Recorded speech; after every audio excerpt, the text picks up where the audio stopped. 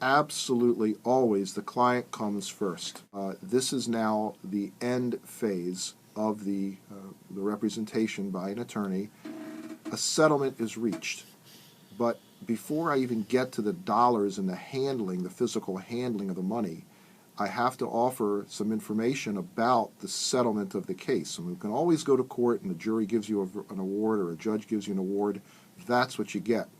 But before we get there, if we're going to settle the case, we absolutely are required to get the client's consent to the settlement. And I have, unfortunately, over the years, had some clients come in and say they want to fire their first lawyer or they want me to sue their first lawyer because the lawyer accepted a settlement without their permission. And what can I, if anything, do about it?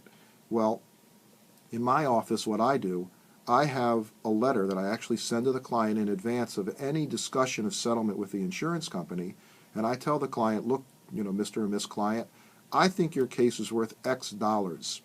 Let me just put a number on that for purposes of our discussion here this morning. Let's say I think their case is worth $10,000. In my letter, I tell them that in order to get the $10,000, I'm going to tell the insurance company I want $21,000 or $22,000 or $23,000, and that leaves room for me to negotiate. Then I send that letter to the client, and I actually spell out in that letter that if we get that $10,000, this is what's going to happen. The attorney's fees come out, we pay the bills, I show them what the bills are and the balance due in the bills, and then there's a bottom line that represents what the client will get after they've recovered all the money, and after all the bills have been paid, and after the lawyer's fee has been paid. This is for you, Mr. or Miss Client. You put this in your pocket. This is the proceeds of settlement, as I like to call it. So I send that letter to the client, and I require that they sign that letter or come talk to me if they disagree. If they disagree, that's fine. Come in, tell me, or call me on the phone. What's going on? Why don't you agree with my evaluation? I don't pretend to know everything, but for the most part, I read the case very thoroughly. I understand what's going on, and with my hopefully good experience, I'm able to evaluate the case and give my client a recommendation and advice as to what amount we should recover reasonably.